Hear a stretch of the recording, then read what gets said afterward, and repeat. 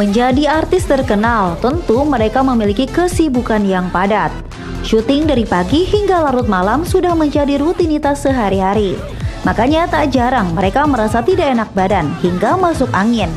Biasanya mereka hanya minum obat dan istirahat sebentar. Namun tidak sedikit selebritis yang memakai cara kerokan untuk mengusir penyakitnya. Ini dia 4 artis yang suka kerokan yang sudah dirangkum oleh tim Ayo Hidup Sehat.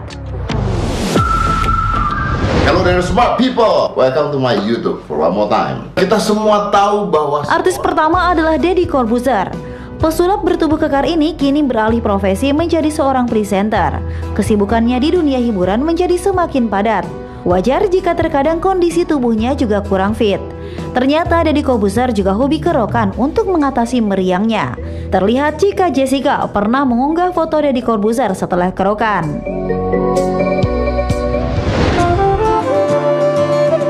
Selanjutnya adalah Ruben Onsu. Ternyata Ruben Onsu punya kebiasaan kerokan. Presenter ini membagikan fotonya tengah dikerok oleh sang istri. Ia pun begitu bahagia ketika tangannya juga dipijit oleh putri kecilnya, Thalia Onsu. Kerokan menjadi pilihan Ruben untuk mengatasi masuk angin. Berikutnya adalah Raffi Ahmad. Padatnya jadwal syuting membuat Raffi Ahmad terkadang terkena masuk angin. Suami dari Nagita Slavina ini pernah mengunggah foto di akun Instagramnya sedang kerokan dan sambil menuliskan korban kekejaman yang namanya Enterwine alias masuk angin. Nah itu tadi kalau kita melihat Justin Bieber aja melakukan kerokan ya. Tapi sebenarnya itu ada fotonya tapi di Instagramnya. Kerokan loh ya. Kerokan, tapi aku suka banget sih kerokan memang. Suka kerokan ya? Banget. Kalau misal udah capek, apalagi kalau misalnya abis kerja kan, pulang malam, paginya udah lagi. Nah, tapi ngomong soal kerokan mau masuk angin, kita tanya dulu nih klarifikasi nih sekarang. Bersama kita ada Prof. Ari, seorang dokter penyakit dalam dan juga konsultan pencernaan. Gimana Dokter Ari ini? Prof. Ari ini bagaimana mengenai kerokan dan penyakit masuk angin? Ada nggak masuk angin tuh sebenarnya? Tapi sebenarnya itu penyakit masuk angin tuh ada dalam dunia medis nggak sih dok? Nggak, itu kita bilang bahwa masuk angin itu mitos. Jadi nggak ada. Artinya di dalam istilah atau term kedokteran tuh nggak ada istilah masuk angin. Oke, adanya istilah apa nih dok? Jadi begini, kalau pasien itu datang kepada dokter, ya bisa, dok saya masuk angin. Nah dokter harus mengklarifikasi dulu apa yang dimaksud masuk angin pada pasien tersebut. Kadang-kadang dia tadi itu kecapean kan kerja siang malam, akhirnya pegel-pegel ya, kelelahan. Nah, dia datang ke dokter karena kelelahannya dia bilang masuk angin. Atau karena dia memang mau flu, udah mulai batuk-batuk, ya udah mulai pilek-pilek. Aduh nih saya masuk angin gitu. Kemudian ada juga pasien yang datang misalnya karena kembung, begah misalnya. Iya, itu sering banget tuh dok. Cepat kenyang, mungkin karena sakit mah dia bilang juga masuk angin. Itu saya. Jadi term itu nggak dikenal di dunia medis. Tapi kalau pasien datang dengan masuk angin, kita harus klarifikasi dulu apa yang dimaksud masuk angin oleh pasien tersebut. Kayak tadi gitu nih contohnya kayak perut merasa kayak banyak angin dari dok. Itu saya tuh kerokan, tapi setelah kerokan itu berasa lega. Itu sebenarnya itu salah satu jadi solusi nggak sih dok? Jadi kan begini, kalau kebetulan pasien tersebut misalnya karena dia kembung, itu biasanya kembung itu banyak gas di dalam lambungnya, ya kan banyak gas. Nah, gas itu kadang-kadang memang susah untuk dikeluarkan. Nah, misalnya dia dengan cara kerokan, dia merasa setelah kerokan itu dia terangsang untuk sendawa. Tentu dengan sendawa gasnya keluar malah lebih enak. Jadi gitu ini fakta atau mitos ini dok, solusi kerokan ini? Ya, sekarang gini, Kak bilang kalau untuk kerokan menjadi obat itu kita bilang mitos, ya. Tapi nanti nah sekarang kepentingannya itu apa misalnya gitu loh. Nah itu loh. Jadi karena bilang tadi dia tadi nih dengan kerokan tadi akhirnya lebih mudah untuk keluar sendawa. Nah itu mungkin menjadi solusi buat pasien tersebut gitu loh. Nah kemudian kami juga pernah melakukan penelitian ya pasien-pasien yang kita bilang irritable bowel syndrome. Jadi suatu keadaan jadi suatu keadaan yang ususnya itu sensitif. Dia keluhannya itu biasanya kembung, ya kan, kemudian nyeri perut, ya, kemudian susah buang-buang air besar. Nah, pada kelompok-kelompok orang ini kebetulan kita melakukannya di multi-center di beberapa negara. Nah, ternyata orang-orang Indonesia itu lebih nyaman kalau dia buang angin gitu loh. Kan ada juga yang bilang, ya dok saya setelah dikerokin tuh jadi banyak anginnya jadi keluar gitu, ya flatus ya. Nah dengan flatus dia merasa lebih enak perutnya gitu. Jadi artinya begini, tergantung dari kebutuhan orang masing-masing lah. Apa sebenarnya dia untuk kerokan tuh tujuannya tuh untuk apa gitu loh. Kalau dia dengan merasa kerokan sendawanya berkurang, sendawanya jadi enak gitu, dia keluar sendawanya menjadi lebih nyaman. Atau pada saat dia kerokan jadi banyak flatusnya, banyak buang anginnya, dia mencari lebih nyaman gitu loh. Jadi nggak bisa kita mengeneralisasi bahwa kerokan itu bahagian dari suatu pengobatan. Karena tadi ini tergantung masuk angin aja definisinya macam-macam. Kalau tadi dia misalnya masuk anginnya nih, saya ambil contoh misalnya karena mau flu, infeksi, misalnya karena mau flu, tentu kerokan tidak menjadi solusi. Kenapa ya?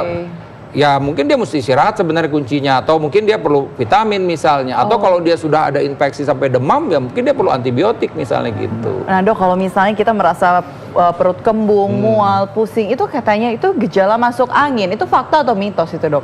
Sekali lagi itu kita tidak mengenal, jadi kita bilang bahwa itu mitos. Itu mitos, karena tidak ada kata masuk angin di dalam medis.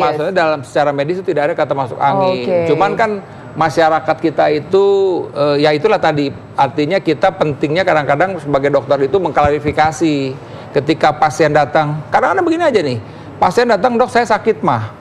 Kita mesti tanya tuh sebagai dokter, apa yang dimaksud sakit mah? Kadang-kadang dia pegang di daerah pusarnya, belakang perut bawah, dia bilang sakit mah juga gitu loh. Tapi termasuk itu ternyata bukan beda.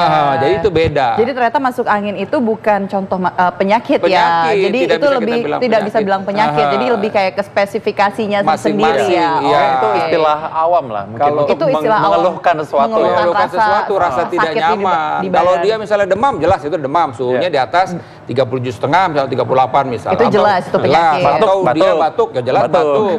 Sakit kepala ya dia sakit kepala, vertigo ya pusing 7 keliling misalnya, itu jelas. Kalau misalnya kita ngomongin tentang kerokan lagi nih dok, tapi saya pernah mendengar katanya kerokan ini tuh dapat memicu kanker kulit, kayak katanya kulitnya rusak lah atau apa. Itu gimana sih dok? Itu kalau misalnya kerokan memicu kanker kulit itu saya bilang mitos. Karena kanker kulit itu bukan gara-gara itu ya, artinya bukan karena proses kerokan. Kanker kulit itu ya bisa karena misalnya tadi faktor sinar matahari ya, di beberapa negara yang memang sinarnya terlalu menyorot itu bisa merangsang untuk terjadinya kanker kulit misalnya.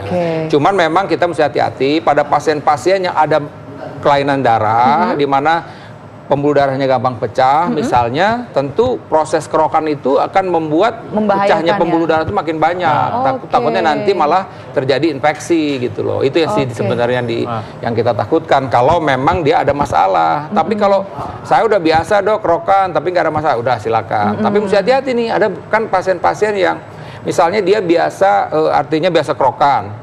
Cuman karena memang sesuatu hal, karena problem jantung misalnya ya, dapat obat-obat pengencer darah. Nah itu bahaya kalau dia minum obat pengencer darah, kerokan, itu bisa jadi perdarahannya bisa luas berarti di bawah kulitnya itu. Dokter, kalau misalnya kita ngomongin kerokan nih, karena kerokan itu kalau kita warna sih dari warna sebenarnya itu kalau semakin kita merasa kalau semakin hitam itu kayak semakin lega atau apa, itu sebenarnya ada efeknya nggak sih dari beda warna kerokan itu? Jadi memang ada satu penelitian yang dilakukan oleh dokter, jadi memang proses kerokan itu merangsang yang kita bilang terjadi endorfin, jadi dia merasa lebih nyaman memang. Kalau ada nyeri itu nyerinya menjadi berkurang gitu loh. Nah mengenai keluarnya itu kan tergantung bagaimana tekanan yang kita lakukan misalnya gitu. Tapi memang benar di tengah masyarakat itu dikerok nggak keluar nih merahnya nih, berarti kamu nggak masuk angin. Nah, gitu kan. Jadi tuh kadang sampai kita gosok-gosok tuh sampai merah, sampai hitam bahkan. Itu tuh bahaya atau nggak sih dok? Ya tentulah, saya bilang itu kan namanya membuat meluka. Kalau yang makin terlalu semangat ya bisa jadi perlukaan. Tentu kalau perlukaan kan ujung-ujungnya bisa infeksi. Kadang mereka juga merasa gini, wah ini kayaknya uratnya sampai dilurusin. Iya kayak gitu. Yang lebih repot lagi kan artinya lagi kadang-kadang itu ketika sudah merah, sudah hitam begitu, tambah lagi obat yang memang kayak mengandung mentol. Waduh, lebih jadi menjadi lebih nggak nyaman lagi itu. Jadi sebenarnya maksudnya ini kan intinya nih orang bertanya-tanya nih jadinya, karena orang bilang nih boleh nggak kerokan nih? Ya, kalau saya bilang pertama silakan. Ya, karena prinsipnya itu begini, karena kan masyarakat kita itu selama ini kan artinya sudah memegang, boleh dibilang kayak seperti apa namanya, kepercayaan lah gitu. Misalnya tadi Dita bilang saya kalau kerokan enak dok, ya udah silakan. gunakannya kalau memang itu menjadi solusinya. Tapi sekali lagi ketika sesuatu tindakan tersebut membuat efek samping yang nggak baik, ya itu jangan diterusin. Nah, gitu tapi dok, kalau misalnya kita ngomongin kerokan, tapi kan selain kerokan tuh kita juga ada memiliki yang kayak sejenis kop atau apa sih yang terkenal bekam-bekam, itu juga sama seperti kerokan atau berbeda atau itu berbahaya atau gimana ya dok? Detailnya saya tidak tahu, tapi umumnya tuh lebih kurang itu kan membuat gini. Intinya tuh sebenarnya kalau setelah orang melakukan artinya pada saat mungkin dia pegal-pegal ya kan, kekakuan otot. Tadi kerja pada posisi tertentu kan akhirnya kan jadi otot tersebut kan tidak rileks, tegang. Kemudian dengan proses pengurutan misalnya atau dengan tadi di kop atau segala macam dia merasa lebih rileks, tentu menjadi lebih nyaman gitu loh. Tapi sekali lagi saya bilang tadi, ya kadang-kadang ya artinya saya juga sebagai dokter penyakit dalam tuh suka ketemu pasien-pasien yang memang ada masalah dengan kelainan di dalam darahnya. Nah, hati-hati, kadang-kadang itu justru bisa menginjus terjadinya pendarahan di bawah kulit yang cukup luas. Kemudian juga mesti diperhatikan ya tentu bagaimana alat yang digunakan. Nah, kadang-kadang begini, ya. Terkoinnya udah bekas. Nah, itu yang saya bilang tadi. Jadi kalau itu koinnya misalnya sudah berkarat, ya harus kan? bersih ya. Betul. Apalagi kalau misalnya ini taruhlah koinnya itu udah tukar-tukar ke orang, hati-hati juga. Ya kadang-kadang kalau dia sampai terjadi pecah pembuluh darah, bisa saja ini alat ini bisa menularkan dari satu orang ke orang yang lain gitu. Oke. Nah, jadi gitu, kalau memang kebetulan punya, kalau memang udah kerokan, bagusnya sih bawa koin sendiri. Bawa koin sendiri, iya betul. Atau nggak koin khusus kerokan gitu ya dok. Nah dokter, fakta mitos selanjutnya nih, yang beredar katanya ini masuk angin tuh sama dengan angin duduk dan bisa sebabkan kematian. Tapi emang kayaknya sepertinya itu sempat heboh juga ya angin duduk ini dok sebelum. Ya, jadi ini juga saya bilang ya tadi masuk angin menyebabkan kematian, saya bilang mitos dulu ngomongnya. Nah, tadi kembali lagi, kenapa? Karena tadi definisi masuk angin oleh pasien itu beda-beda. Nah, ketika tadi nih misalnya dia sebenarnya merasa bahwa dia itu masuk angin, tapi sebenarnya sesuatu serangan jantung ya, misalnya dia nyeri hebat, ya kan nyeri hebat, kemudian kaku ya nyeri sampai ke tangan. Kemudian dia bilang masuk angin. Akhirnya dia minta sama istrinya, tolong kerokin dong, ini saya masuk angin. Tapi sebenarnya dia sedang mengalami serangan jantung. Nah, ceritanya lagi misalnya terjadi, misalnya fatal, orang tersebut meninggal. Wah, langsung dibilang bahwa masuk angin juga bisa menyebabkan kematian. Atau kebalikannya, kerokan bikin orang meninggal. Nah, misalnya begitu. Tapi sebenarnya pada saat dia nyeri dada yang hebat, kemudian mungkin juga dia sampai kadang mual muntah, jangan-jangan itu sebenarnya dia sudah masuk tahapan serangan jantung. Tapi dia mendefinisikan pasien tersebut, mendefinisikan bahwa saya ini masuk angin. Masuk angin kayak angin duduk gitu. Karena angin duduk tadi. Itu yang saya bilang tadi memang perlu diklarifikasi. Ya, prinsipnya buat masyarakat ketika memang merasa bahwa kerokan bisa menjadi solusi, silakan. Tapi ketika masalah tersebut tidak selesai, jangan berpikir kerokan yang salah atau logam yang salah. Jangan memang ada penyakit lain yang mungkin tidak bisa diatasi dengan kerokan. Oke, baik. Terima kasih banget Prof. Ari. Memang ini memberikan pencerahan buat masyarakat bahwa yang namanya angin duduk atau masuk angin itu sebenarnya harus benar-benar apa sih yang dirasakan dan jangan mengobati diri sendiri ya dok ya. Jadi kita harusnya memang harusnya kalau memang benar wah ini rasanya nggak enak nih.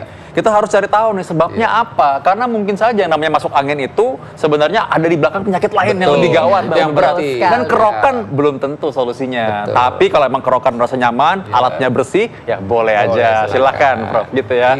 Oke, terima kasih Prof sekali lagi. Jangan kemana-mana, kita akan tetap kembali lagi dalam acara Ayo Hidup Sehat.